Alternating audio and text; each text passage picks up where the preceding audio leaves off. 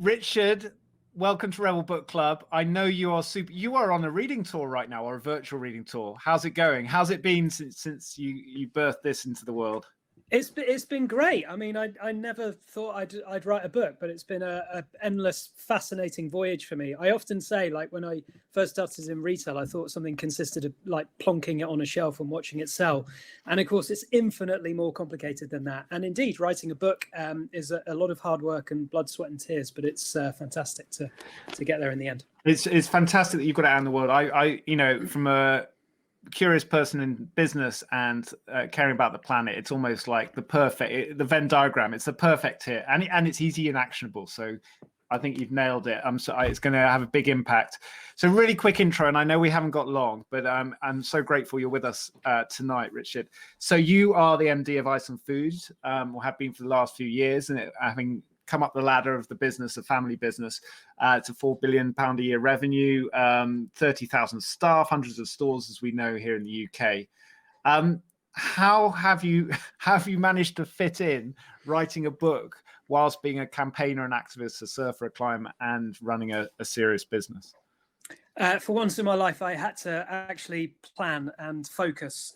I'm terrible with concentration levels, but the actual act of writing a book was really quite cathartic. And I got up at 5 a.m. every morning through lockdown and did 2 hours before the kids got up and I started the day, which makes me sound wonderfully organized, but I'm really not. It was just you clearly motivated. But is that where your reading habit is as well? Because your reading list at the back of the green Grocer is kind of like, it's a great mirror to what we've read, like, donut economics and all these great books thinking about how we can change the world for the better. When is your reading pre the start of the day as well, or when do you fit it in? It tends to be in the evening, if I'm honest. Okay. And also I travel a lot, so I try and do it then. And increasingly audiobooks, actually. I started running to audiobooks, driving to audiobooks. It's a great way to multitask. So I consume it every angle, basically. Fantastic. So diving into some big questions here, but like I wanted to start with what in terms of the food that we've been talking about, food technologies as well as indigenous wisdom. But what's the most exciting thing that you're exploring at Iceland now, in terms of how it might change the ecosystem of food? I don't think there's any golden bullet. I think if you take the context of our business, we serve all different types of people around the UK, but of course many of our customers are the poorest demographics in the UK, and so the thing that I get really excited about is how we make these issues accessible and relevant and relatable to people like our customers, some of whom might only have 25 quid a week to spend on food. So actually, there's loads of cool whizzy innovation out there, from cell-grown meat, which Amanda was just talking about, insect protein to replace maybe soy for chicken feed, whole host of new technologies also on plastics, material technologies. There's a lot of exciting innovation there. But actually the most exciting thing is just the democratization of environmentalism and the fact that anyone can now get involved and make a difference. And I think that's really what the book is about. This shouldn't be the preserve of the middle classes and those with time and money to spend who can afford to do the right thing. Actually, our customers care just as much, but they just don't necessarily have the money, the luxury to spend more money on it. So it's about scaling these technologies and these issues so that we can bring the cost down and ultimately, democratize it by making it accessible to everyone. And out of anyone that I've seen in business in the UK, you've really tried to apply that triple bottom line. And you set this out in the start of the book. And I just want to ask you honestly, you say to meet true sustainability, which is this, like a utopian goal, which never, we'll never quite get there, but to get as close as possible, it needs to be profitable, affordable and healthy, as you just said, and environmentally responsible and low impact. Are you more confident than when you started at Iceland in 2012 that this is possible? And if you can't achieve all three of those at the same time, what order do they go in? Yeah, it's a really good question, and I don't know the answer. I'm still trying to work it out. But Absolutely. True sustainability. Well, first of all, as I say in the book, I'm very open about this. There's no such, Iceland is not a sustainable business. We're a high volume mass market food retailer subject to many contradictions. And actually no business is sustainable because no business is putting more back into the planet than it's taking from it. But we can do more, and we can lessen our impacts. And true sustainability in my eyes is balancing not just planetary health, but also the economic viability of our business, because 30,000 people depend on that for a paycheck each week, and also providing the best quality food we can for our 5 million customers a week, because we have many communities who depend on us to do well. So it's a balancing act. It's a high wire act, which often is subject to many contradictions and sometimes ambiguity.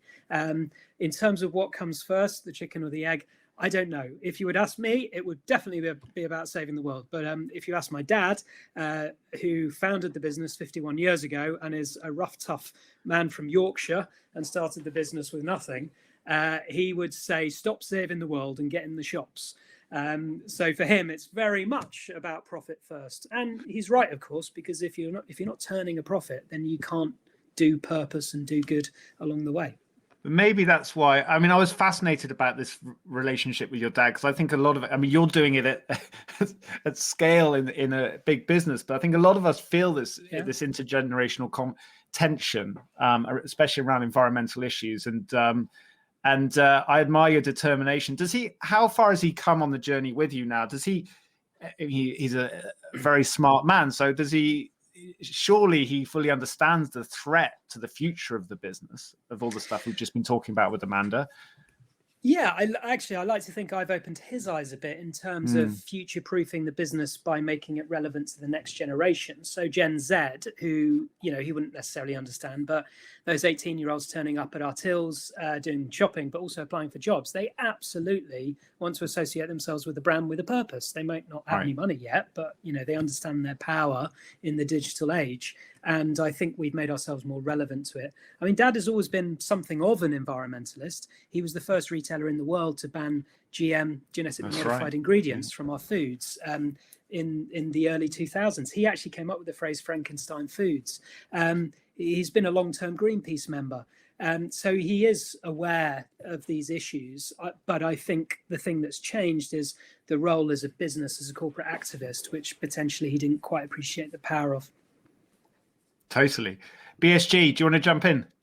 Yeah, just trying to bring in some more from the Q&A. Miles asked, I guess we're very focused on action, Richard, and there's so much insight out there. It's what can we all personally do? And Miles asks, what 3 qualities do you think everyone should have when approaching their own future of foods?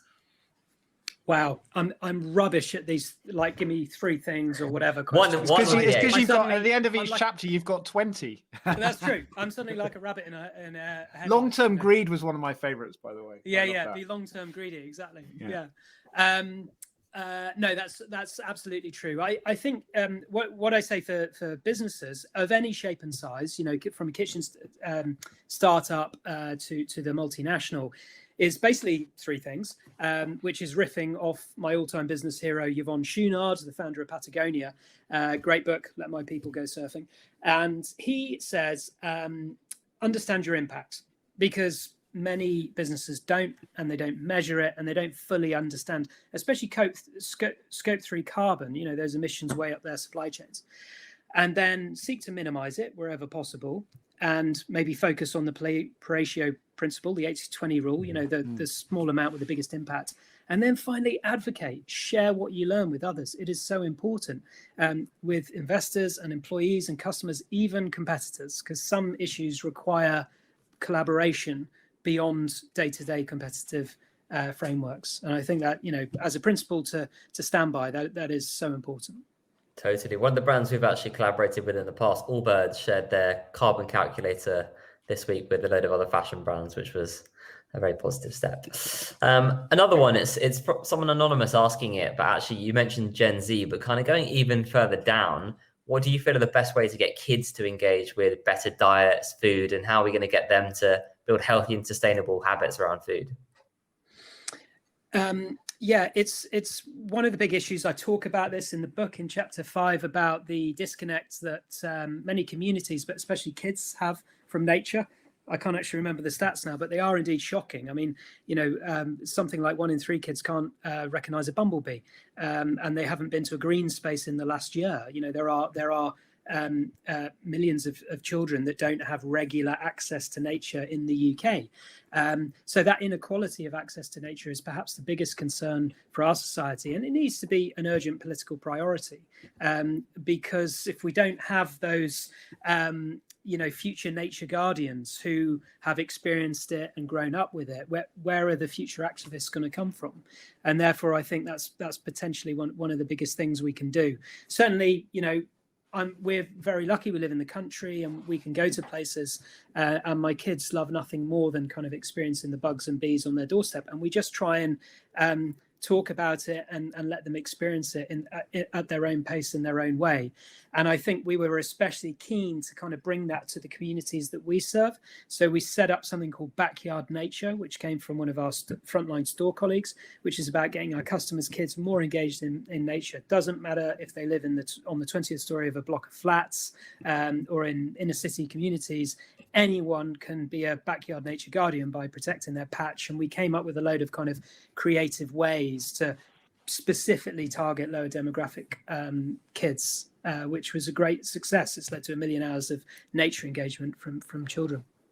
Amazing. And in terms of reaching audiences at scale, we would struggle to speak to and not reference the amazing ad that you guys made that was banned with the orangutan around palm oil. And it felt like you guys took quite a sort of disruptive approach and broke some rules to deliver an important message. And do you think we need to break more rules to make progress? And what other rules are you ready to break? Yeah, I think, I quote Attenborough in the book, who said we cannot be radical enough. I mean, that's coming from him, and I do think, given the scale of the crisis, the urgency of the crisis, science tells us we have 10 years left. But when you tally that against the COVID recovery packages, the trillions of dollars that have been spent around the world to bail out industry, actually that timescale has probably shortened. It's collided to about 18 months. We must make sure that it's concurrent with a post-COVID greener economy. So I'm not for all-out rule breaking, but I do think disruption has a place. And certainly in palm oil, it was a specific issue where we saw an opportunity, quite frankly, to throw down the gauntlet and take some very disruptive action from outside the tent to cajole, persuade others to do the same. Sometimes collaboration is key. And actually, it's about bringing people together in the right room and having the right type of conversation. And actually, I sit on DEFRA's Council for Sustainable Business, where we advise government on enacting better social and environmental laws. So there's a place for all three. It's not binary, and it doesn't necessarily mean all one thing. You have to choose the moment. So we're in the company tonight, Richard. 150 people listening in. Lots more will watch it afterwards, and a wider community of curious, well-educated, influential, privileged community of people. Wonderful community of people. What would you say to those of us in it who have the potential to impact, to be corporate activists or activists within our organizations, but don't know quite how to get the conversation going or where to start because we feel overwhelmed by all the different things going on? What's helped you sort of like zoom in on I'm going to really give this a go? Do you just see something like the plight of what's going on with the orangutans and palm oil and go, we've got to try and tackle it? Or are you more strategic about what problems you pick?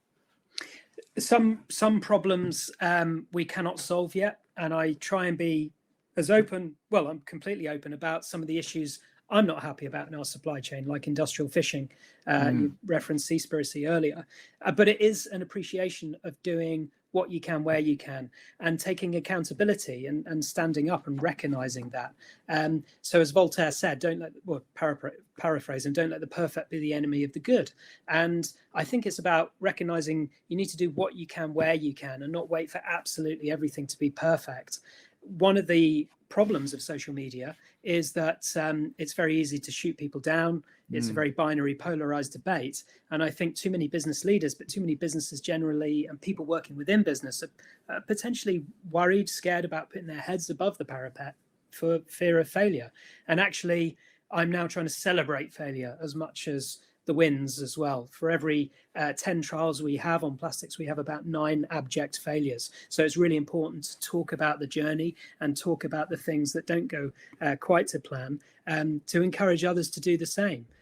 So it's just about understanding that like no one is too small to make a difference. I have a lot of small businesses who write to me saying, but what can we do? 90% of the world economy is small business. Therefore, it's absolutely essential that they do stuff. And actually, the most innovation is coming from the startups and the scale-ups. The stuff I'm super excited about isn't coming from the multinationals. So it's understanding that leadership can come from anywhere, big business, little business, and anyone within a business. It's purely about taking action. And we haven't got time to delve into a big debate about future of capitalism, but briefly you talk about, so this goes back to 30 seconds, I'll give it to you. Yeah, 30 seconds to fix it. Your reading list on this was brilliant, by the way. But long-term greedy as a strategy towards, so we talk about going beyond shareholder value and being the only requirement in law for business. How might business leaders try and influence like that, be activist enough to try and change the law so we bring in the equivalent of a triple bottom line or a B Corp type model that where every business has to account for the external impact that it has? Yeah, we just signed the Better Business Act, actually, which is getting that into company law legislation. But I think that, you know, first and foremost, it's that appreciation that customers expect, indeed demand business now to go beyond that Friedman doctrine of businesses only exist to provide profits to their shareholders. If you take a business like Iceland, it is a vast ecosystem. It is many different things to many different stakeholders. We're an employer, a community, a philanthropist, an activist, and yes, we're also a profit center for our shareholders. But it's taking that multi-stakeholder approach is actually how businesses are going to prosper and survive in the future. We saw that with COVID. Those who had got themselves too high debt and those who took out excessive bonuses or special dividends were left wanting. And actually, it was those that really listened to their customer and focused on the communities that they serve that actually came through it in a healthier, stronger position. So I think all businesses need to start adopting that approach, because if they don't, they won't be around for a lot longer. And just a final question, Richard, because we want to break out so everyone can have a chat about all the stuff we've been reading and listening to this evening. But this is, you have this sort of stubborn optimism. It feels like I've been listening. I don't know if you listen to the Outrage and Optimism podcast. Yeah, I'm sure you'll be invited onto it at some point. But we're working on it. Yeah, it's a great podcast on climate, isn't it? And so how do you stay stubbornly optimistic? Because I imagine in your business every day there's 1,000 challenges coming your way, and then on top of that you've got all these global crises in the food system that just seem to keep getting bigger and bigger, and the time and the energy thing. So how do you say, okay, right, I'm going to get up today and I'm going to be re-energized to go at it again when you know the media or whoever it is having a go at you and there's other challenges coming at the same time? I think it's easy and lazy almost to become overwhelmed and cynical. And yeah, it is sometimes easy to become overwhelmed because there's a seeming barrage of endless negative stories and issues that businesses face, and we're wrecking the planet. I mean, that's clear. But actually, if you dig deeper, again, to quote someone else, James Lovelock, the great climate scientist, you know, he said we have all the tools we need. We're just not using them. And if I look at the action, you know, what we need to do, easy. That debate was had 20 years ago, and why we need to do it. We need to draw down emissions and restore nature. How is the tricky bit. How is down to action. And that's where the tough choices and the compromise comes in. But actually, action is being taken across everything now. Yes, from business with vast kind of new pledges on zero carbon and nature restoration, from communities with school strikes and tens of thousands of jurisdictions around the world declaring climate emergencies. And then finally, who'd have thought, from governments? I mean, look at Biden's pledge last week, game changing. even in the UK, to get to 75% reduction, inclusive of some Scope 3 international emissions, is brilliant. And then, of course, the big beast, China, by 2060 net zero. This is really positive stuff that will unleash a wave of action around the world. And let's be honest, it's a new geopolitical race to get to net zero, invest in those new green techs, because that will be the jobs of the future. So I don't see cost and compromise. I see jobs and opportunity everywhere I look, and I remain stubbornly optimistic. And a high street frozen supermarket from Yorkshire is leading the charge. Richard, thank you so much. I feel like this book fits beautifully in the sort of, I know he's your hero, but Chouinard, Let My People Go Surfing, Anita Roddick. And this is like Purposeful Business 101 for 2021. So thank you so much for getting it out there. I know it's going to make a big impact on all kinds of people around the world. Thanks for joining us tonight. Thank you, Ben. That and means we're all really behind nice. you. Thanks for having me. Exactly. I hope we can collaborate more soon. Take care, Richard. Okay. All the best. Cheers. Thank you. Bye. Cheers.